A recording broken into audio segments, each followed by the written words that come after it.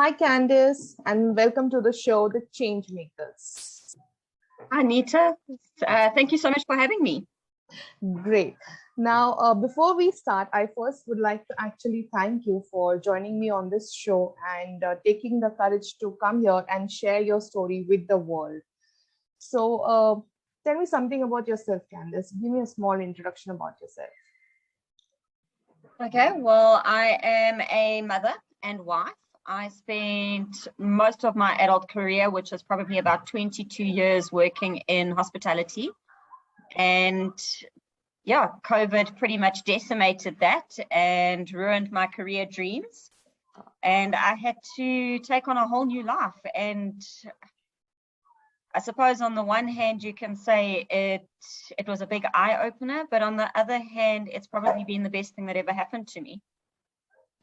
Yeah, it's actually all upon the perspective. A lot of people saw the good in the COVID, and a lot of people saw bad in the COVID. Right. Absolutely. Great. So let me start by asking you, how was your life earlier before the COVID happened? Actually, I would say when you were young, in your 20s, when you were at the beginning of your career. So how was your life and what were you doing back then? So I had, 20 something years ago, I had just joined the hospitality industry, probably just finished or in the process of doing my hotel school qualification.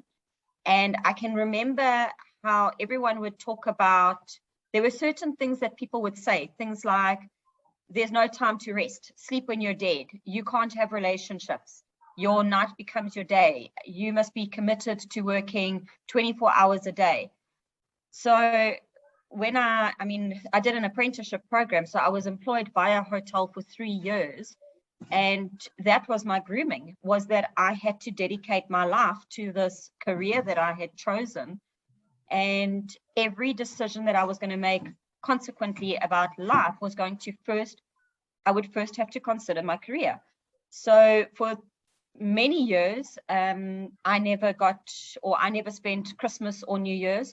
I didn't know what it was like to be around friends. I didn't know what it was like to be on family time because I worked. When everybody else wanted to party and when everybody else was having their celebrations, I was there working. I was serving the tea, the coffee, the champagne, serving the meals, making the beds. And I was very happy with that. Being an introvert, I sort of loved that I could just be this person who could shy away from society and just throw myself into work. But as I got older and as I got into a serious relationship, which turned into marriage and children, I started to see how unhealthy that kind of lifestyle really was. And we ended up, we used to have to make choices because my husband's in the industry as well. And we would often have to make choices around how we spent our off time socializing with family, because we would have to make choices on whether we could spend Christmas Day or Christmas Eve, or did we celebrate Christmas earlier rather than later? Because my husband worked every single Christmas and Easter. So every time people were having family celebrations, we were making choices on actually being away from family, being away from people that we cared about. So that's been a part of my life. And I think because I was so attuned to that, I threw myself into my career and I went into learning and development for the hotel industry. So I got to have my evenings off and I got to have my weekends off. But for many years, I found myself repeating the same sort of speech to my children. You can't speak to me right now. We can't do anything because mommy has to work. Mommy has to do this. Mommy has to do that. Mommy's busy. And when COVID hit and I was forced to stay at home, I realized how little I knew what to do with myself, not having a job to get up and go for. And although I still worked a little bit at home and I still did a lot of work, I realized that there was so much that I'd missed out on. And that really made me start to reevaluate what is it that life is really all about, because it can't just be about throwing yourself into a career and working until you're dead.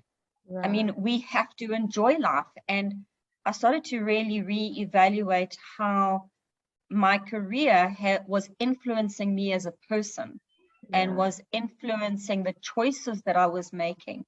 And I sit here and I have no regrets. I don't have regrets. I absolutely loved the industry, and I still do. And the more I can stay connected to it, the better. But I realized that the person that I became through the journey that I've been on means that I wanted to help people have more balance in their life. I wanted to do something differently because I feel like there is change happening. Things need to change. Absolutely. Absolutely. So you've really come a long way. It's been a long journey and sacrificing on a lot of Christmas evenings, I would say, and the journey of your kids as well, right? You couldn't spend a lot of time Absolutely. with them. Right, right. So, in terms of your life and relationships, when you were trying to make a choice, what were the kind of opinions that you were coming across, or the feedback from your family, friends, relatives? Like, what kind of opinions did you come across? How did you handle that? So I was very lucky that, or should I say, I am very lucky. I've got a very supportive family who said to me that it was my choice. I could do what I wanted and they would be there to support me. And I'm very grateful for that. There are times when I sometimes think to myself, that's not really the support that I'm looking for. Like, I want something more from you, but they don't really know what that is. Sometimes I want to be challenged and I want to fight back against things. But what I can tell you is that something happened last year where I lost my mother in a car accident, and my mom was a very negative person. And I love her with all of my heart, but if she had been alive to hear that I had been retrenched from my job and I'd lost my job, and my husband wasn't working, and I was now telling her how I was going to go on a new career path and I was going to be working for myself, I would have gotten a lot of input on what am I doing? How am I going to survive financially? I would have gotten a lot of questions around things that I wouldn't have known how to answer. And I know that that would have made me very negative towards the experience that I've had. So in a way, I'm grateful that my life has played out the way that it has, because it's almost, even with the negative things that have happened, even with the terrible loss that I've experienced, it's opened up doors for finding new ways of looking at situations where in the past I wouldn't have been able to do that. The good thing, what I like about this conversation, is that you were always aware of what is going to impact you, right? A lot of time people are not aware, whether it's negatively, positively, they're not aware that something is impacting them, and why is it that they're feeling in that particular way. So it's I think a great kind of a realization, I would say. So let me come back to you with the next question. What kind of inputs or feedbacks did your family give you in terms of your career or choice, or you always wanted to be in the hospitality industry? So I always wanted to. I mean, I was probably about 8 years old when I first mentioned to an aunt at a Christmas lunch that I think I wanted to work in a hotel. Okay. And I come from a very large family. So all of my aunts, my uncles, my cousins, my parents directly were very, very supportive. My dad certainly helped me get opportunities. Often if he traveled quite a lot for business, and if he walked into a place, he would try and find out what was the industry like. So he did a lot of research for me, where I think I didn't have Google and I didn't have Facebook and I didn't have all these apps that are available today. Yeah. So in a way, my dad was my Google, and he did a lot of research for me, and he gave me a lot of information to work with. But I think it was also meeting the right people at the right time. Right. And having conversations with complete strangers about what I wanted to do as well, that really opened up the doors for me. Because I should never have been able to afford to go to hotel school. It was a conversation with a complete stranger that I was offered a bursary, and that is actually how I got to go and study. And I mean, my parents said to me, it's your choice, you want to do it, you make it happen. And right. That's what I did. So what actually fascinated you towards the hotel industry? What did you find the most attractive thing about it? You know, I've spent so many years like wondering what what was it? And I think the first time I fell in love with the hotel industry actually is a scene from the movie Pretty Woman, where Hector, I think it's Hector Allen Anderson, who is the hotel manager, meets Julia Roberts in the reception. And he's busy looking at everything in the reception area, looking at the table and the flowers and the staff. And I thought, that's what I want to do. I want to be the person that just creates experiences for other people in a way that they can go home and have amazing experiences with their families. So I think that is really like the moment where I said, yeah, that's what I want to do. Wow, isn't that amazing? Beautiful. The movie itself is beautiful, any which is. I know everything about it. I mean, even when I watch it to this day and I see them in the penthouse suite and the food that they eat for breakfast, I just go, that is what I love about the industry. Absolutely. I love the beds. They're really soft. The beds and the pillows. Absolutely. Great. So when you spoke about COVID and the kind of impact it had on your life, so what is it one decision that you took that made a change in your life? Are we talking pre-COVID, during COVID, or there's been so many? Like what I'm trying to ask you is, like, COVID happened and then you said that, you were working from home, all right? And you were wanting to look for other source of income because you, of course, have your family to take care of. So how did you kind of think of making a personal growth for yourself and then looking at other avenues available? What did you do during that period? So I think that there wasn't one specific moment where I sat down and I said, right, that's it, I'm making a whole new choice. For me, it was a series of conversations and decisions that had happened over a number of years. First being that in 2019, I was given the opportunity to be mentored by a general manager within the company that I worked. And he said to me, you've been doing your job for, at that stage, it was about 10 years. And he said to me, you can't keep doing this job. You've got so much more potential. What's next in your career? And I couldn't answer the question. So he gave me a task to do, and that was to go and describe my ideal job. And I kind of thought about it and I thought, okay, well, I'm going to play around with it. And I described being able to work from home, being able to have flexible time, being able to speak to people about what I'm really passionate about. And I basically came up with this job description and I read it out to him on our Zoom call. And he said to me, well, that's really interesting because we don't have a job like that in our company. But maybe someone like you could inspire a job like that in the company because it would add so much value.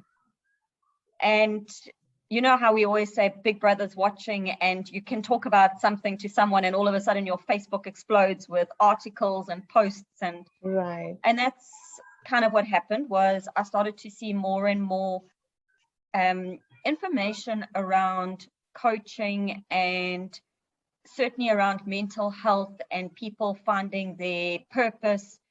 And the more I was reading, the more I was thinking, yep, that's kind of what I was describing. So COVID obviously hit and I went through the same sort of process that many people have gone through, being laid off, not knowing whether you've got a job, bouncing backwards and forwards, a lot of what ifs, buts, not knowing, not getting a lot of information from your employer because they are limited, their hands are tied. And the week of my mom's car accident, so she passed away on the Sunday, and I think it was the Wednesday or the Thursday, I got a phone call from the HR manager to say to me, look, things are really not looking good for the hotel. And I must maybe just prepare myself because she doesn't know what I'm going to walk into. There are whispers. And I didn't know. I think because I was grieving at that stage, I didn't really pay much attention to the conversation. And when I got back, we were sitting and having a conversation, myself, the HR manager, and our general manager, and I was telling them about what had taken place with the car accident and, kind of telling them what had happened. And I could see the stress and the anxiety on their faces. So I knew that something was coming. Right. And I kept thinking to myself, how do I prepare myself for the worst case scenario? Because now I can see that something's going to happen, and it does mean a huge change. And our general manager called us in the one day and he said to us, right, this is what's going to happen.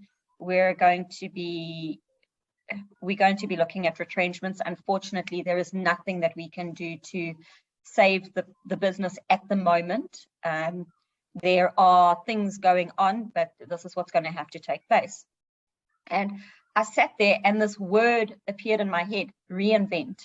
Right. And I thought to myself, this is it. I said to myself that I was needing to make a career change, and in a way I've been avoiding it. And now the universe is forcing me into a situation where Right. I have to do what feels right for me. Right. And the more I thought about this word reinvent, the more excited I became. Right. So where everybody else was still dealing with the shock of the news when they received it to say that we were closing the hotel down, we were being retrenched, I was getting more and more excited because I was going, okay, right, that's it. I can close the chapter on this book and I can actually start a new book. Right. And I can remember the first day after leaving a hotel and a company that had been my family for 11 years. I mean, I walked out of there and, coming home for the first time without a laptop, without anything to do. And I sat here and I just thought, I'm going to make a vision board. And I sat and I made a vision board. And this life coach, change, bounce back, reinvent, these are the words that were popping out at me. And when I finished my vision board, I thought, well, that's it. That's the direction I'm going to go in. Right. Amazing. So I think for the longest time, you were trying to avoid, probably for whatever reasons, maybe it was the nervousness or this fear of stepping into something new. But then, COVID hit hard and then you were left with no choice. You just had to jump into the sea and learn to swim. Right. Great. So, that's it. Yes. So, I think you handled the entire situation in a very, very positive way. You looked at the entire thing with a completely new perspective. You didn't allow yourself to go down. You looked at something different. And the word you use, reinvent, it's amazing. Not a lot of people look at it that way. So that's how you need to look at life. So I want to actually share something really interesting with you because, sure, you're saying that I looked at it from a very positive point of view. Yes. Which was the complete opposite of what my entire life has been like. I was called pessimist. I was called negative. I was called the person that was always going to see the problems, the doom and gloom. So I really wasn't the person who, on the outside, or if you look at my past, was really the person who was going to bounce back from this so quickly. Because my past certainly never gave any indication that I was programmed to think that way. Right. And I think that's where I learned how important your mindset is, because if your mindset is right, you can overcome anything. You can bounce back. And, doing a personality assessment and learning that I am a sentinel and that thinking worst case scenario is a part of my personality. Right. But being able to embrace it and being able to look at, well, instead of being negative, I can actually turn it around and I can be the problem solver and I can look at the solutions, has actually really helped me change my mindset and become a positive person, right, which is so different to the person I've been my entire life. Absolutely. All those people got you wrong. You proved them wrong. So that was their mindset. Myself wrong. Absolutely. But I proved myself wrong. That's what the amazing breakthrough was. Absolutely. I was just about to say that. So now that you have got coaching for yourself, okay, you've chosen this as a career, what changes do you see right now in you as a person and you were earlier and that you are now? And what difference do you see in terms of things that you were earlier slightly fearful, hesitant, or doubtful? And if the same things happen today, how will you deal with them? So what is the difference between the Candice earlier and the Candice that is now in present? So going through a coaching process myself, one of the biggest breakthroughs I actually had was realizing that I had no idea how to have fun.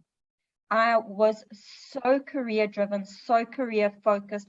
I didn't know how to switch off. I didn't have activities, hobbies, things I enjoyed doing. And when people asked me those questions, I didn't even know what I liked. So how could I do it? Right. And realizing that I didn't have this in my life, and the impact that it was actually having on me, my mindset, my emotional state, made me really go and sit down and reevaluate and think, well, you know what, if I want to raise healthy, adaptable children, if I want to have good relationships, if I want people to like me, I have to change. I have to put myself out there. Right. So I was raised very, very protectively. And I think in that, I became very risk averse. So anything, and being a sentinel, I'm also very driven by security. I have to feel safe all the time. Right. So I would never put myself into situations that felt risky, which pretty much brought it down to sometimes I wouldn't even leave the house. And one of the biggest commitments I made to myself this year, having gone through coaching myself, realizing I didn't know how to have fun, was that I was going to explore what it is that I liked to do for fun. Right. And so, like, what have I done this year? I've taken up yoga on a more consistent basis. I try and do it every day. I do meditation. But I think one of the things that my family has certainly enjoyed is that we dusted off our bicycles that we haven't used in 7 years. Oh I my haven't God. ridden a bicycle since I was 12 years old.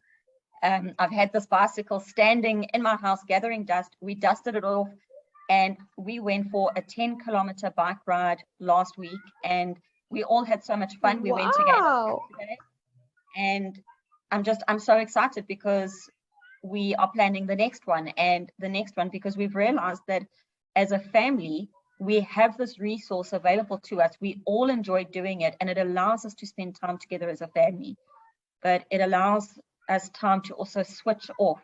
And living in Durban, I mean, we get to go and cycle on the promenade where we get an ocean view. Wow. And, you know, we can do that. And it is a fairly safe environment to do it. And there's always people walking, cycling, running. Right. So being able to do that and get outside where we've been cooped up for so much during COVID, it's actually been a phenomenal experience. And when I think to myself, it's such a simple thing. I mean, all we did was go for a bicycle ride, but it's been huge in my life.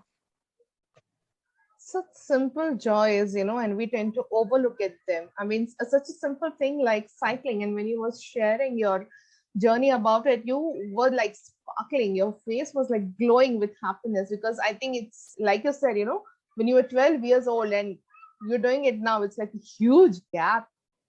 I saw your picture the other day, in fact, when you posted, and I was like, wow, so amazing. I wish my country also has such beautiful roads. Seriously. Great.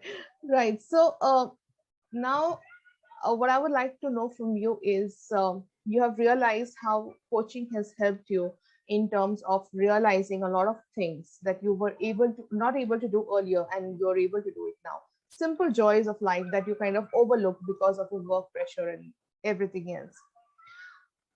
What would you like to say to all the people out there? Why do you think is coaching or a mindset coaching so important for people at least once in their lifetime? Why should they take it at least once?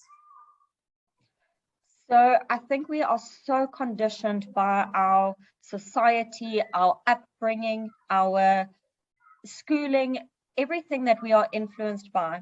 And we feel like we need to fit into this box. And that causes a disconnection between who we are meant to be and who we really want to be versus this person who we are at the moment because of what our society or what our conditioning has conditioned us to be like. And doing a coaching program, especially mindset coaching or coaching where you can explore your inner you, really helps you understand who are you at your inner core? What is it that makes you happy? What is it that makes you scared? And what are your strengths that can help you get through those moments of fear? And it really just takes you from a place of where you are just living to truly being alive and to embracing everything that is going on around you. And, you know, it's so simple, like discovering how enjoyable a meal is, not because you are trying to lose weight or you're trying to fit into someone else's book, but just simply because you've taken time to enjoy a meal and have a good relationship with food.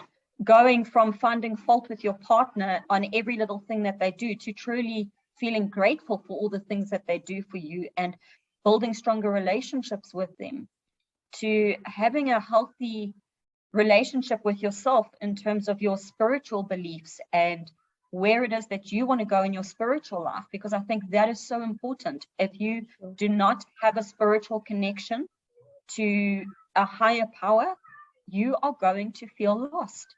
And being able to explore what feels right for you in a safe environment with someone who can introduce you to concepts that maybe you don't know about is a great way for you to really get to know yourself at a deeper level. Right. So tell me something lastly, Candice. Now that you're so aware of everything that's happening around you, are you living the life of your dreams that you've always wanted to, or has coaching kind of at least brought you closer to your dreams? Or do you feel that at least my dreams are realistic, they're doable, I can at least achieve them? You don't have any sort of regrets, you know, like I plan, but I'm unable to do it. But right now I can plan and I can do it. So the old me was very good at telling everybody else how to dream, but I didn't have any dreams myself. And what coaching, and specifically the program that you and I have been part of and we've been able to journey through, is it's taught me how important dreams really are. And for the first time in my life, I feel like my dreams are attainable. So I haven't achieved all of my dreams, but looking at my sort of goals and where I want to go, 3 months ago, those goals felt very unattainable. They felt like dreams in the sky, and who am I to dream about this? Who am I to think about this? Right. And now I am making plans and I'm seeing things that are happening that are getting me closer to those dreams and goals. So for a lot of my dreams and goals that I originally planned maybe 10 years in the future, I truly believe they are possible within the next 12 to 24 months, simply because the tools I have been able to acquire have allowed me to push myself in a new way, that I do things differently. And by doing things differently, I'm able to dream. And by being able to dream, I'm able to plan. And by being able to plan, I'm being able to execute. And by being able to execute, I'm being able to achieve. Absolutely. So let's give a huge clap to you for your dreams and for all the strength that you've gathered to do what you wanted to do now. So I truly appreciate your presence on this call, Zoom, on Zoom call, for sharing with us such beautiful stories, your journeys, the change that you have had now, and what you were looking for. And I would love to share the story with all the people around me. Thank you for coming on the Changemakers. Candice, do you have any parting words to say? Well, I think thank you very much to you, Neeta. I think this is a fantastic initiative that you've launched, being Changemakers. And, you know, I think it's just to your audience and everyone that's listening, if you are feeling disconnected to something, then reach out to a coach. Not because they are going to solve your problem, but because they are going to give you tools to help you uncover exactly what your problem is so that you can address it. And for me, going into my journey, I never thought that fun was actually the core of my problem. I never thought that is what it was. Right. But the more and more I look back on it, the more I say, well, you know what, that's exactly why I suffered with anxiety. It's why I was always fighting with my children. It's because I didn't know how to enjoy life. Right. And when I hit on that breakthrough and I've been able to start making changes in that, so many more positive things have happened. So coaching is not about someone coming in to fix your problems. It's about helping you explore solutions that are going to work for you as an individual. Absolutely. Absolutely. Well said, Candice. Thank you for coming over. Great. Thank you so much, Neeta. Thank you for having me. And I look forward to seeing this live. Absolutely. With your Change audience. makers. Yes. Change Absolutely. makers. There we go. Yes. Thank you so much, Candice.